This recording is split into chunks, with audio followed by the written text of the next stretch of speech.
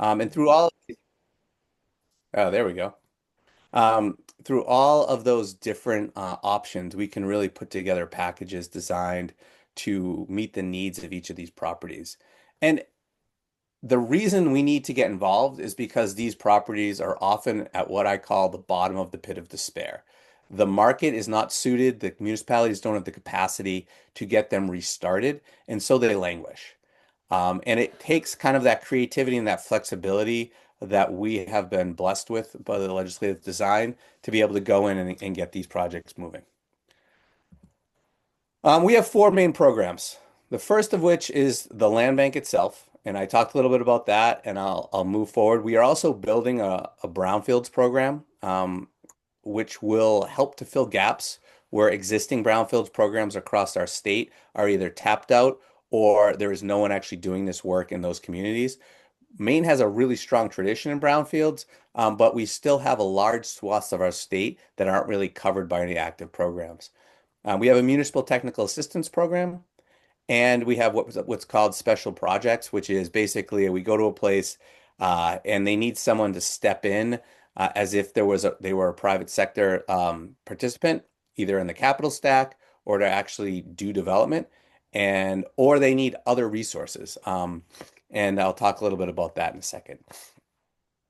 So fundamentally, we were created to be the state's land bank. So we're a land bank and a redevelopment entity. And as the land bank, we acquire, hold, and reposition problem properties. Last week, had a major milestone in that we acquired the first property into our land bank in Heartland. The former Heartland Tannery had operated for about 80 years. It's about 180,000 square feet of building in Heartland, Maine, which is just west of Pittsfield off of I-95. As you can see from the map, it was the center of the community and has been deteriorating in bits and pieces for about 15 years and finally completely ceased to operate about 5 years ago over COVID. And so we just acquired this property from a bankruptcy trust in partnership with the town of Heartland, and this will now be the first property to be held in the land bank as we seek to actually today file our application for a brownfields cleanup grant for the site and are beginning to work with the community on our redevelopment plan.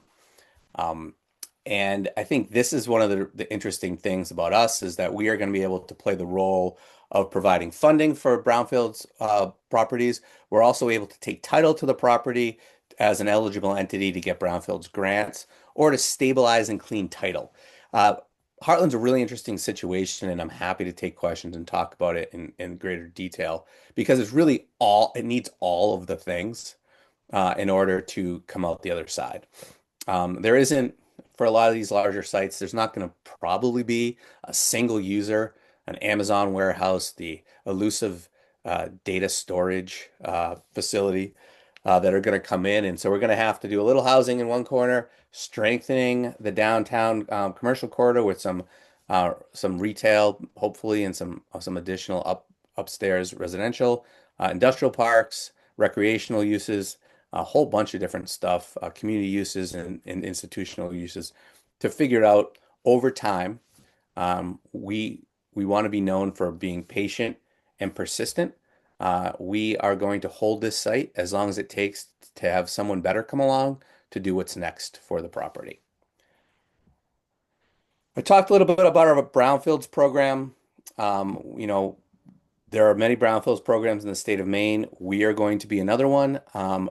We have worked really closely with DEP and our regional planning agencies to figure out where the gaps are. And there's definitely a distinct need for a statewide entity with the flexibility that we have to participate in brownfield programs with revolving loans, assessment money, and things of that nature. The special projects is really our catch-all, and I think a good example of a special project is our work with the town of and the East Millinocket Industrial Board. We rebranded the East Millinocket, former Great Northern Paper Mill in East Millinocket to be called East Millworks. We built a website, a branding strategy for them, trying to address the confusion that lies between Millinocket and East Millinocket and the greater world. really to create an identity for East Millinocket. We've also provided a toolkit for help to help the community to do due diligence on prospective developers. We're working to build out the energy infrastructure and really providing capacity, staffing capacity to the industrial board as they seek to reposition the mill site. Municipal technical assistance, this is kind of our largest program to date. We really go in and work with communities with these stuck properties to figure out what different things need to happen. Could be regulatory design, it could be a direct infusion of cash, a whole number of things. I think we really feel like this is going to be a place where we will have be able to provide a lot of assistance. I think downstream, we could see us assisting regional or local partners in developed single-family housing focused or residential-based land banks. As a statewide entity, we don't have the bandwidth to take on all of the foreclosed single-family homes in the entire state of Maine, and are trying to be more targeted, focusing on larger properties and tranches or groups of single-family homes in certain locations. But we could see a time where a community that has a number of foreclosed homes creates their own land bank with our support to help alleviate that constraint. To that end, one of the first programs we've launched, we went into Van Buren. We're doing a tour of the town, and the town manager was showing us the future home of the Acadian Art Center. And I said to him, "Well, this is great. How can we help?" It's tax foreclosed property in the middle of Van Buren, had been vacant for a while. There had been squatters, there had been a whole bunch of issues. And he said, "Well, if we don't get the roof stabilized before this winter, there won't be anything much left by the time we get the grants in next spring." So I had him send me an estimate, and we wrote a check for it, and thus was born the Lightning Grant. And the Lightning Grant is up to $25,000 that can be given to a town within less than a week to stabilize a property um, that they have acquired or that they're kind of stuck with. It could be used to board up windows in a small town where there's no ability to appropriate funding until till the next town meeting in the spring. Or it could be a town where there's just not the capacity to deal with the problem. So really anything structural and like really urgent or emergency can be used. These lightning grants can be used for, and we've done them in Jonesport. We're doing one, I think, in East Machias. We have one in Holton, Van Buren, I mentioned. We're doing one in Rumford. We do about, hopefully, going to do about 80 a year. It's a very flexible program with a really simple grant application. Um, and if we can talk more about that if you're interested as well. Um, Another big program we've launched is identifying, as we are looking across the state and trying to identify groups of properties where we can focus. You know, I like to say, like, on the one hand, we're a unicorn farm where, like, the Heartland Tannery is like this unicorn, and we bring it in and we take care of this little unicorn until it's ready to go back out in the world. And we do about three or four, and they're all completely different in certain ways. Um, but we also wanted to be able to have programs that were more scalable, where we saw commonality amongst different types of property. And one big thing we found really quickly, whether it was New Sweden or in southern Maine and Wells, were the challenges of school reuse. Uh, when schools are when schools are let go in a community, it oftentimes has a ripple effect. The community is often unprepared to deal with the school. Some of them in certain places are in a good location and they'll get turned into something really quickly. Others just languish, both because the town doesn't have the capacity and for any number of other reasons. And so we initially did a pilot project with Midcoast Cog to design a toolkit for communities to reuse these, and since that point, um, have worked on a whole number of different programs related to this. I think we will be facing in the coming years a large number of school closings. And so we're really trying to get ahead of this. And I'll go into a subsequent slide about what we've seen in terms of what's out there today. But I think most of the folks in this call understand what happens when school buildings close. I think very few communities are positioned and ready to deal with the unique challenges of reusing a school. And so we are trying to build a program based on best practices to allow each of these communities to kind of get a roadmap of what to do when they are put in this situation. In addition, positioning ourselves to take over ownership of schools um, in bunches with the idea that we can then provide property maintenance, do the work that we know how to do to reposition them, and then get them reused using an economy of scale of doing it multiple at once to effectuate each community's wishes. You know, schools have really distinct advantages, I think, that are laid out in this slide. I think one of the big things that we find in this really contentious environment that we're living in is schools generally the preponderance of the community wants to see them reused. And so you have this kind of inherent energy to seeing the school put back to productive use because of nostalgia, because it's already there for a whole bunch of reasons that we don't see in other types of projects. And so the concept here is that if we do it the right way, that we could turn a lot of these buildings into productive use and solve other challenges we have in our state. You know, there's a whole bunch of challenges. Towns aren't equipped, uh, contamination and environmental issues, building layout, construction costs, et cetera, et cetera. And so we really based our work on trying to solve for these things. To that end, in addition to the pilot projects we've been doing in Liberty, Warren, and Union, Maine, we are put forward a bill LD 2164, which is designed to provide, as part of the housing bond that's currently winding its way through the legislature, $5 million to communities to turn their empty schools into housing, which we found that in a lot of cases, one of the fundamental problems with the schools is because of their location, they fall a little bit into a no man's land with Maine housing programs and other affordable housing programs, and that with using historic tax credits, low-income tax credits, these other tools, there's still a gap either in soft costs or in the capital stack towards completion that needs to get filled.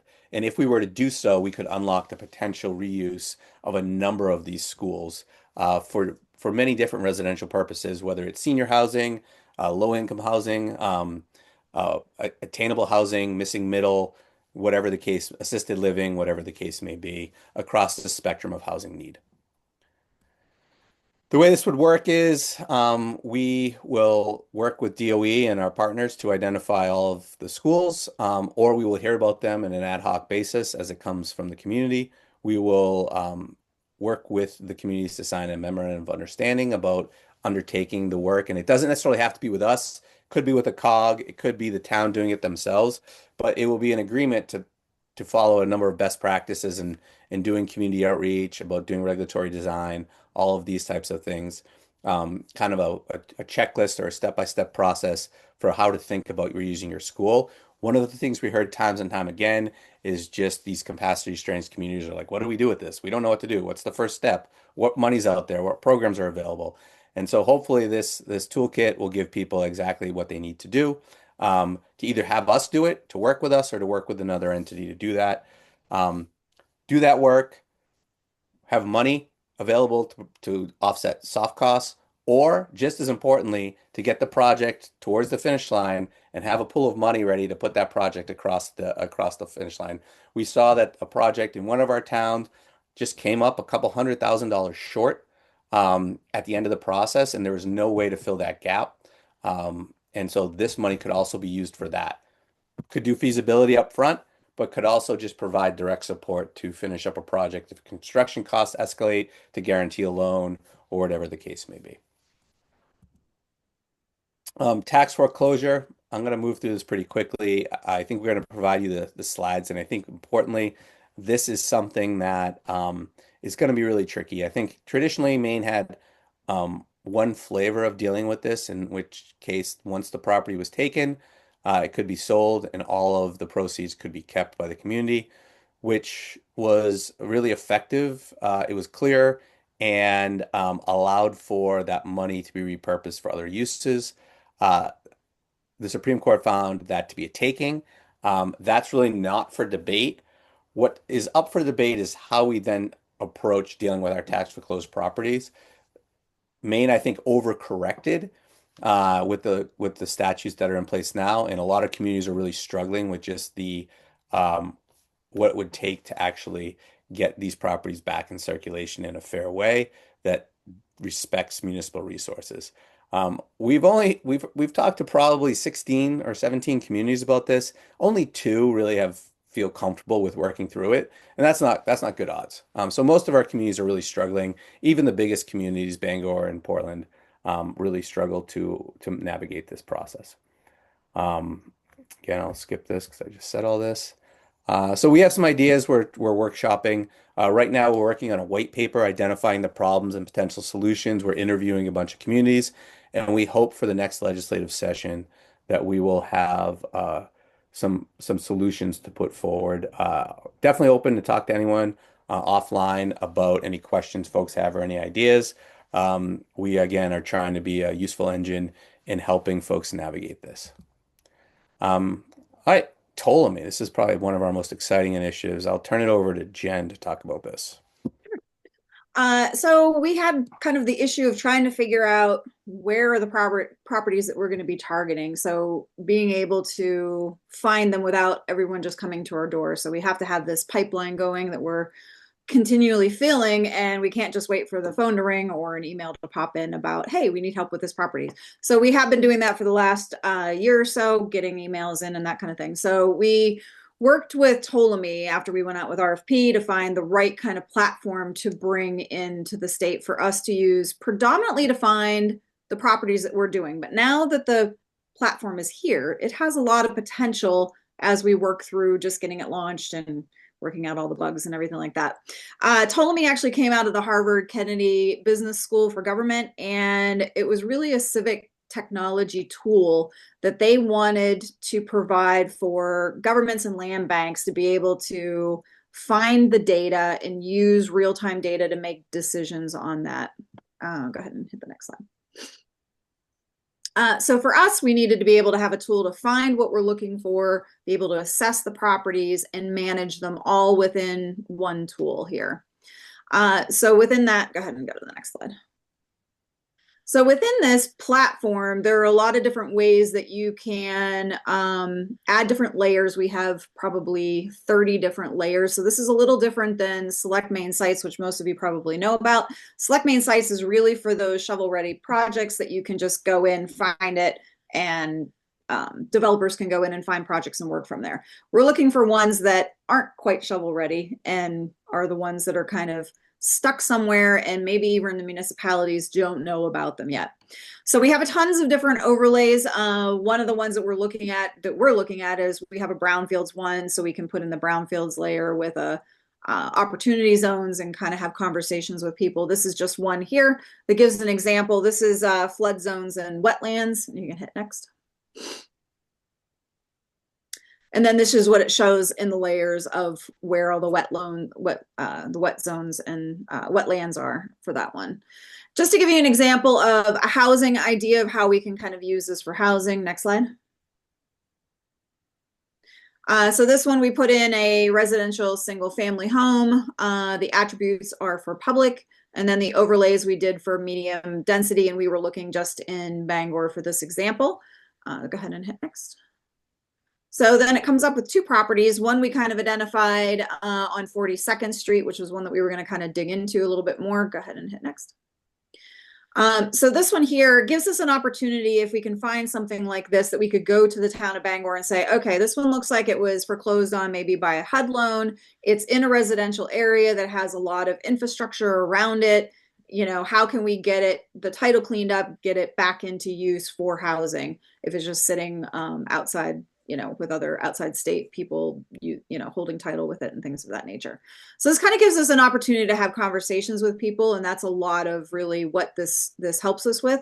As we kind of work through the bugs, we are looking to kind of make an option for an online availability that municipalities could go in and look for things and be able to have discussions about how they're planning and using things with that nature. So this is just kind of a quick overview of that. One of the things that we kind of sprung from here is that we're dealing with a lot of municipalities in the state that do not have mapped data with the have the that just have the 911 points on their data. So we're working to try to do parcel data in a lot of pieces of the state. So we're working with the Geo Library, with them, as well as hiring some of our own interns who are coming in. So Heartland was a perfect example of that. Now that we're starting on that property, the map that we just showed you on that slide a little bit ago, they didn't have parcel data. And it's really difficult to have discussions with just points on a map versus having a square that you see here, with which Bangor already has their parcel data. So this is kind of another big complex thing that we're trying to focus on in the state, to see about getting more parcel data in areas of where we're trying to have these conversations. The next one that we're working to build out is going to be in East Millinocket. And I know you guys have a robust, in Hancock County, you guys have a robust GIS library, which is fantastic. A lot of these smaller municipalities don't have this. And when you get into the planning, it becomes difficult to get that and keep consistent data, which is the next layer of what we're looking at. Even if we're building out a layer of parcel data to work with a municipality, who's going to maintain it down the road? So we're trying to work with the state to see about moving that forward and continuing that. Next. All right. Thank you. All right. So that's us. Putting property back to work is kind of what we do. Patience and persistence and collaboration is kind of our MO of how we operate.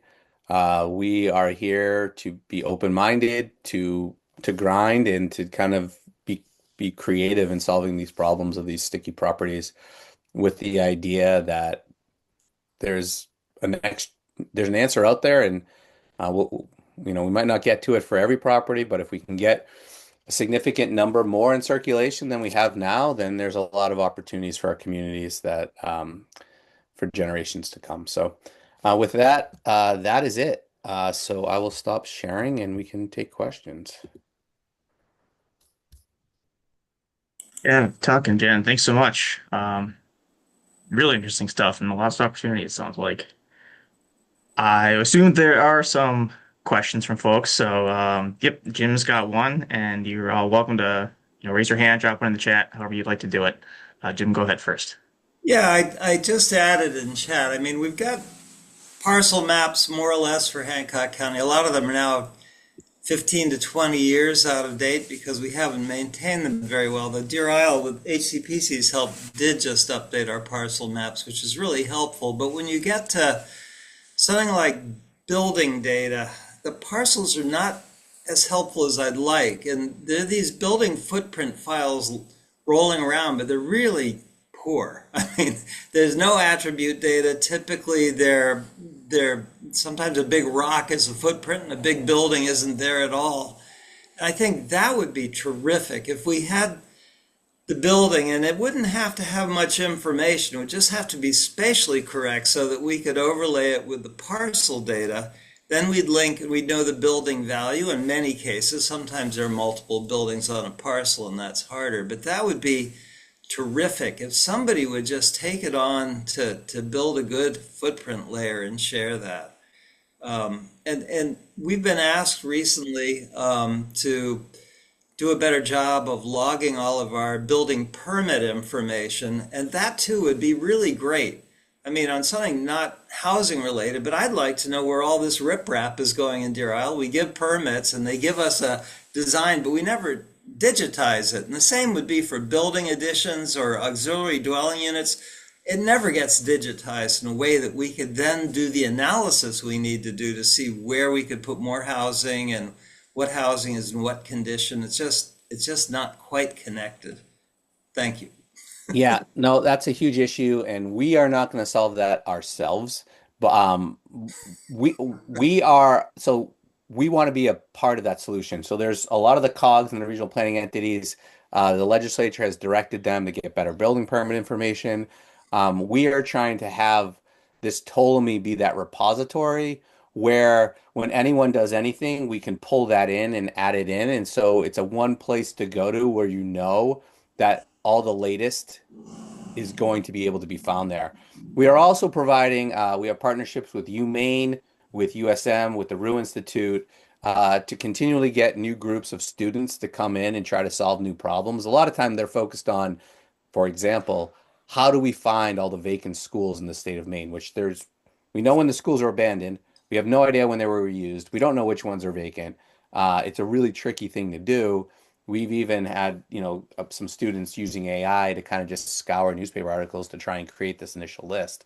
Um, and so, yeah, this is a common problem we have.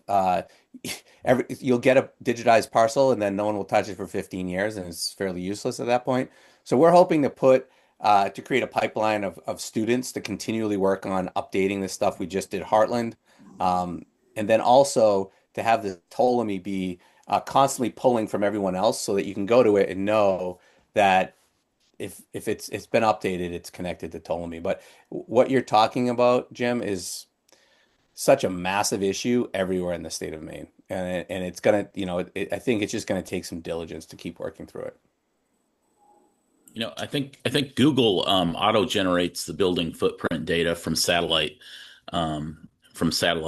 and there may be an OpenStreetMap equivalent project. I don't know about that has auto generated building footprint data. There are. It's just not very good. I find Okay. lots of Yeah. buildings with no footprint, Right. right, when Yeah. I want to Yeah. do something. And it Yeah. could be this is a municipal function that we just haven't taken on. And I think some cities and towns have. Yeah. I think the challenge there is a lot of what we see is like if everything becomes a municipal function, then how do these towns that don't have a ton of staff and are tax constrained and don't have taxpayers who are super excited about hearing about expensive projects to digitize the building footprints, how do we function? Because then maybe Deer Isle has a lot of momentum and is thinking proactively, but just to pick on Gouldsboro, I just randomly the next person on the screen, maybe Gouldsboro doesn't. And then we have this mishmash of information that's not super useful. Home rule is a wonderful thing, but in terms of solving statewide problems, it's incredibly challenging. And so I think the more we can move up and solve the problem across the communities, the better off we'll be. Um, sorry, George, you had your hand up? Yeah, thank you for the presentation. Sounds like your team is punching way above its weight. Um, I'm intrigued by your mention of residential land banking, and can you describe a little bit more about how that might work with either a municipality or a peninsula-wide regional group?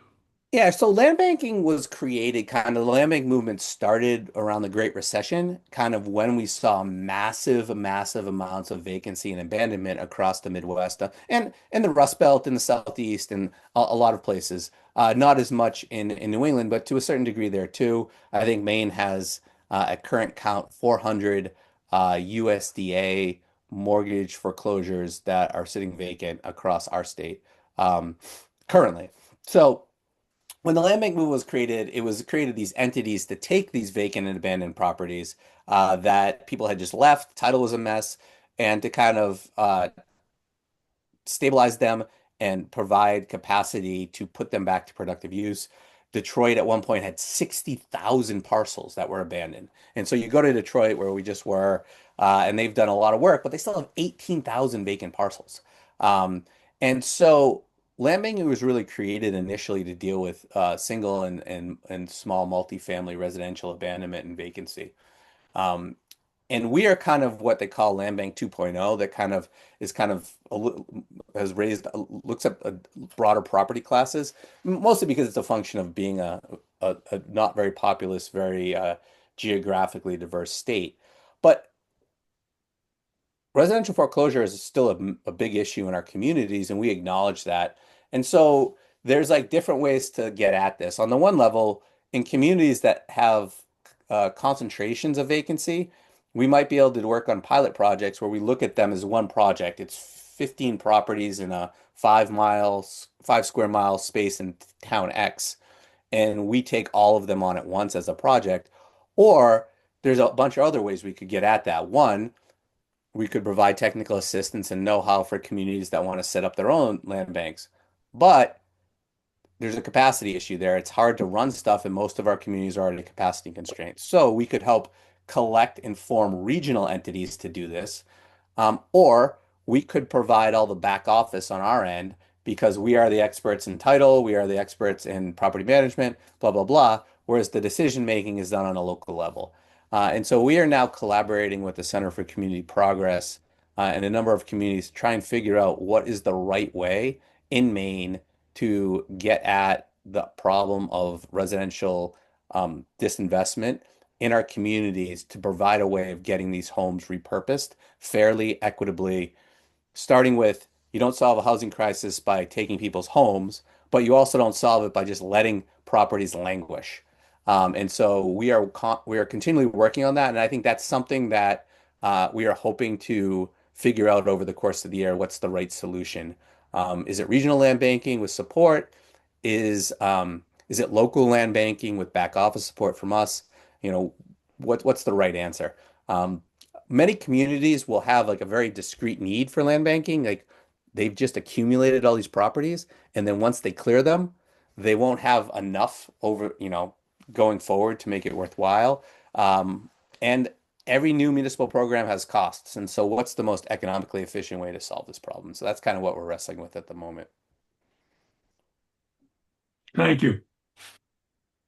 Yeah, we'd happy to follow up, and that you should hear more about this over the course of the year as we figure out what we're going to do.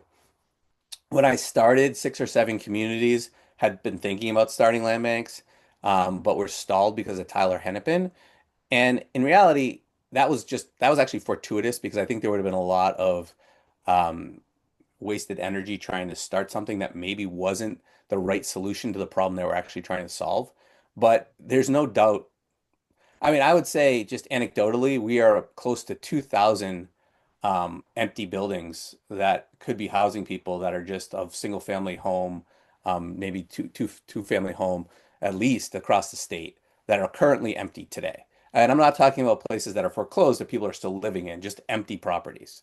Um, and that's a lot. So, And this uh, would work for vacant land as well?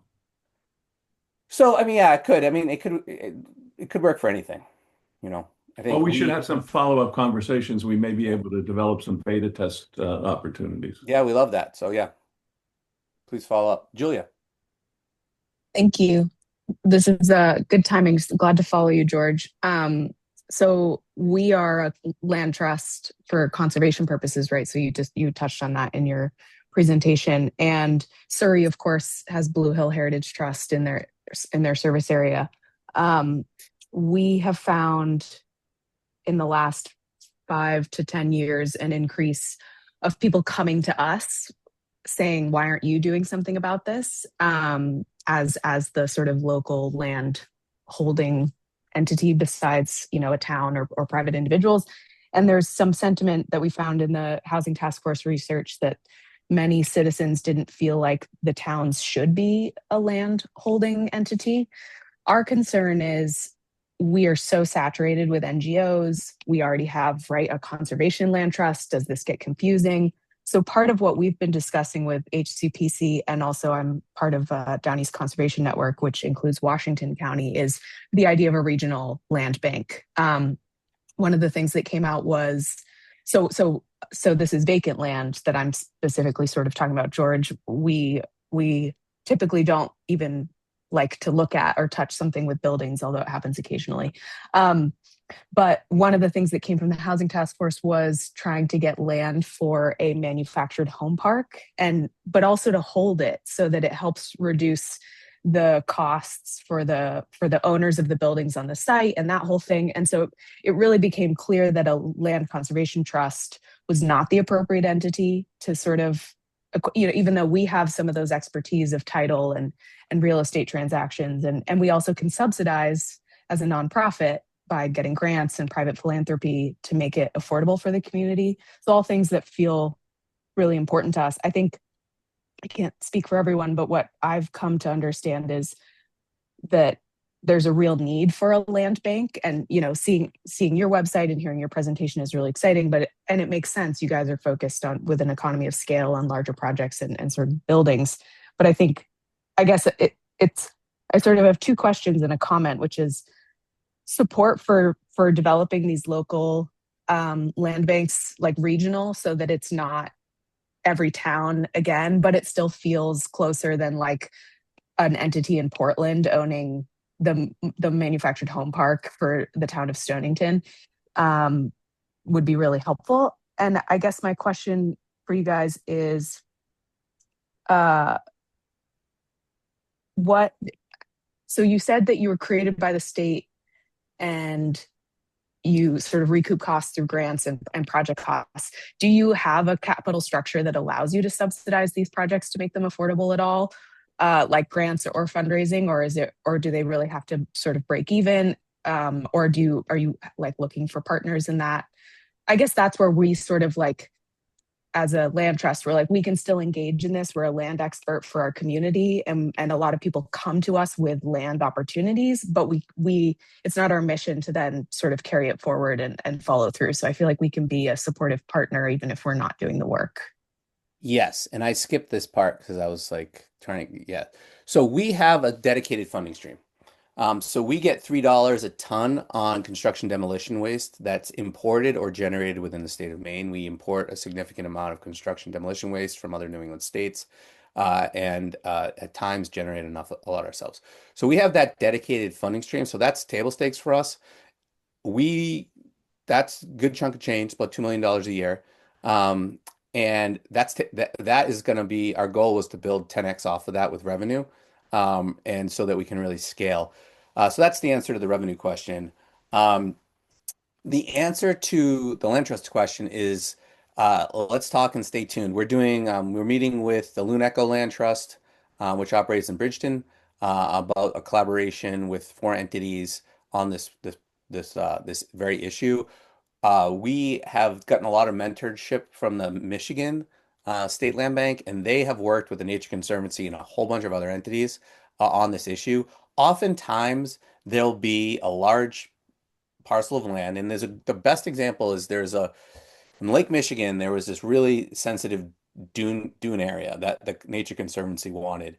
It was part of a 60-acre industrial site where the industrial site was like 20 acres away. Uh, the Nature Conservancy took the whole thing, signed an MOU with the state land bank for them to go out with a very targeted RFP for the redevelopment. The land bank took away all the redevelopment costs that would have slowed the project down. So stabilized it, did the permitting, put the regulatory structure in place, and brought in the developer, and then sold the land for $1 to them to do the project. That is like the most exciting model, that as someone who is in Maine is like, yeah, because our land trust infrastructure is unimpeachably awesome at doing stuff like getting money and getting land, right? And so we don't want them to have to also solve the housing opportunity for the state. We want to build infrastructure to just leverage that. The best thing, you said many awesome things, but one thing you said is we have like way too many NGOs. Like the answer is always in the state is to start another group to do the same thing instead of just collaborating more. And so like we are really happy to lead when it needs to be, but we're also really happy to just like provide money or provide expertise when someone else is doing a thing. And I think with the collaboration of the land trust, like we just want to provide the infrastructure for this to happen. I think you're 100% right that it's very unlikely that it's going to often be the answer that a municipality starts its own land bank, and that is the right way to do it. Now, maybe Waterville, maybe Caribou, like, but it's really not going to be that cost effective. It would make much more sense if there was like a Southern Aristic or a Hancock County, and we built that out with the support of our structure. And so I think this is something that's been talked a lot about. We are working with the Center for Community Progress on this very issue. In fact, we have our kickoff meeting tomorrow. And I think over 2026, we are going to try and figure out by piloting what this is going to look like, with the idea that we actually figure out the right way for us to build something that fits in with the way that the land trust community operates, that is designed to hit that sweet spot. Because in your region, one of the big things we hear about when we find property and there is an interest in seeing it redeveloped is who is going to do it. Is we don't have a very deep bench. Like on the one hand, we have a lot of NGOs doing stuff, great work. On the other hand, don't have that many developers who are skilled enough at doing affordable housing projects or attainable housing projects that can go and work in our more rural communities. And nobody wants, the entity that's headquartered in Portland, including the entity, to be operating these facilities because it's not a good narrative, and it's really inefficient because from a property management standpoint. I think we're starting to get clear on what the problem is. Exactly the structure to solve it is kind of like a 2026 problem. So we'd love to loop you in. We are hoping that this is a really productive collaboration with the Center for Community Progress and that we come out the other end. In fact, I just talked to Nature Conservancy about this yesterday. They've done this in other places. They also just are taking over the Kennebec dams, and the Kennebec dams are going to have a ton of surplus infrastructure that the Nature Conservancy doesn't want. And so I think that's a good way to start figuring out what are the barriers, how do we scale this, who's the party to do it. Even if we were just to say, like, let's have the regional planning agencies and the COGs do this, or the CAPs, or whoever. We don't have a consistency across our state of how these entities function. So there isn't a commonality between Washington and York that we're able to say, oh yeah, it's SMPDC and whoever is the same. So there's a lot of work to be done. But I also think one of the best opportunities we have is how good we are at land trusts. Just to add to that framing, you talked about stuck buildings and getting them back into productive use. A lot of our rural towns, Surrey's not atypical in the sense that we have stuck land in trust. 16% of our land in Surrey is owned in trust, virtually producing no real estate taxes and an incredible housing shortage. And there's got to be some way to change that equation. That is a trickier issue, especially because the reason it was put in trust probably was not to see it turned into housing. But yeah, no, that is very true. And I think our land trusts are aware of this fact. Like, how do we balance these things out? I think because there's a lot of different reasons people put their land into conservation. And what smarter people than I are going to need to figure out how we balance that interest with the housing production needs that we have. Jim, I see your hand up again. Yeah, I'm torn. I've got a very quick one, but I see Carol's had a question in Oh, chat for sorry. a while too.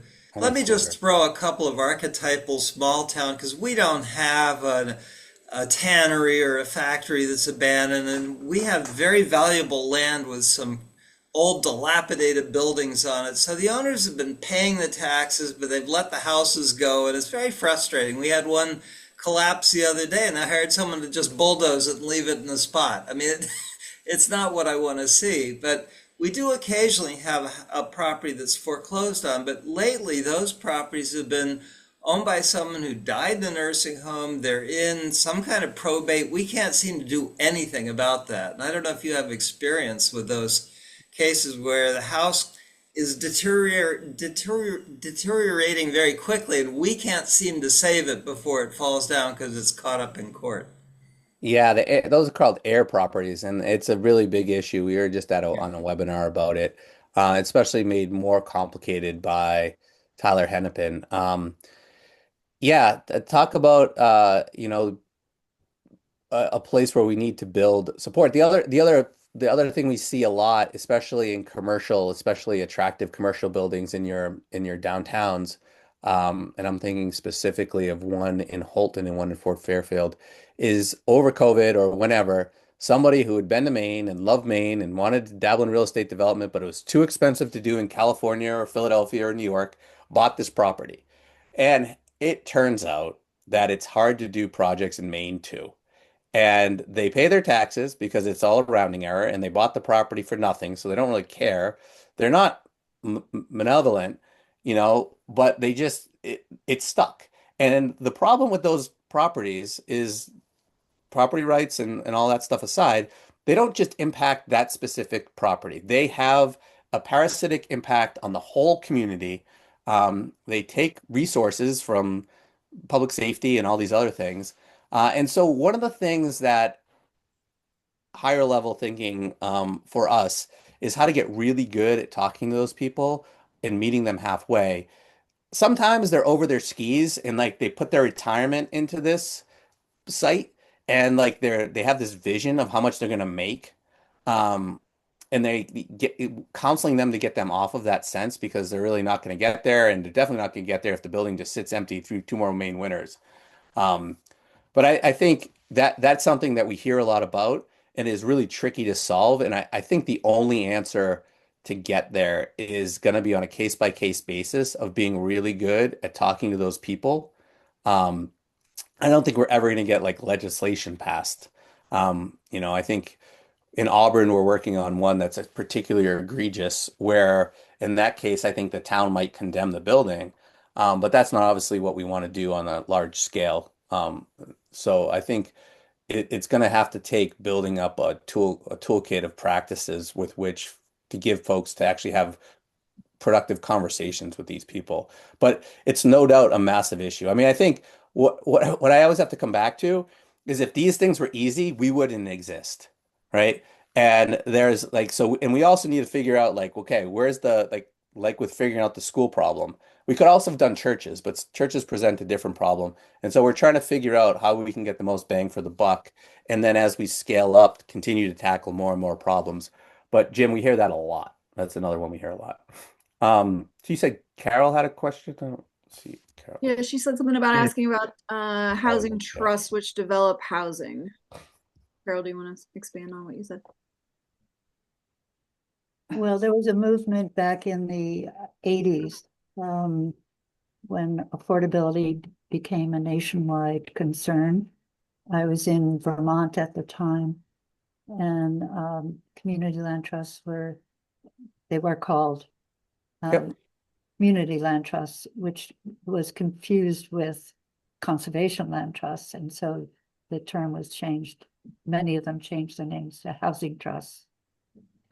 So I know I've dug into the history in Maine with housing trusts, and it's not very encouraging. And I haven't heard anyone talk about it lately. So There is, I think every housing idea that's been talked about in the last 100 years is back on the table in some committee at somewhere in the state of Maine right now. And housing trusts, I think, are going to have their time again. I think just to kind of set the stage on what I'm thinking about with the housing trust is the housing trust is an entity that keeps ownership of the land right. that housing is developed on, allowing the people who own the buildings to develop equity and sell that equity, but keeping the costs down to make them more attainable and to provide some community control over those properties over time. Um, I think I hear them talked about a lot more than they used to be. I think the way we would interact with that is we would come in first, figure out how to stabilize and acquire the property. Say it had this crazy messy title or it was contaminated or whatever. And then we would turn it over to the housing trust to do the rest of the work. Our goal is to never actually be the developer. We just try to get the projects to the shovel ready place unstuck with the idea of where they're going to go. So we are hearing a lot about housing trusts. I think there's a number of issues that are really beyond the scope of our call, but we are hoping that they become a viable tool in communities around the state. Thank you. Yeah, Carol, I think that would make a great topic for another meeting. And it's been on our list of things to look further into and have further discussion on. And we are up against time. And I don't want to keep talking Jen and everyone else too much longer. I think I speak for everyone saying that we really, really appreciate the hour or so that you guys gave us at your presentation. Jen is kind enough to drop their emails in the chat here, and I'll send out all their contact information as well in the follow-up email. Most of this was recorded, so you'll get that too. And some quick We'll send you the housekeeping. slides. So we'll give you the And the slides. slides will be shared too. Okay, excellent, excellent. Starting in February, the regular monthly time slots for these forums will be back on schedule. And so for the Blue Hill area, that's Monday, February 2nd at 10 a.m. I'll be sending out a reminder email about that. We plan to have a couple HCPC staff members talk. Addison is going to talk about the building permit collection effort that we're helping with in Hancock County and all throughout the state. Then Olivia was going to talk about some ADU research and a lot of stuff that she's been learning as she dives deeper into the ADU world. And so that's kind of the plan for February. In the meantime, I think TuckGen will be in touch with you. And please contact me and other folks in ways that we can help you move forward in all the initiatives that you're doing. And So yeah, send us add us to your list for the monthly meetings, and possibly we can jump in just to keep track of what's going on if you're doing some novel things that we need to see elsewhere too. So Yeah, and send us if you have empty schools, send us them, and to the extent you can support the housing bond that's coming through, I think it will benefit a lot of our state, and so we're trying to get support for that to the extent we can, and we look forward with working with you all. excellent. All right. Appreciate all your time this Thanks morning, guys. all. Talk to you soon.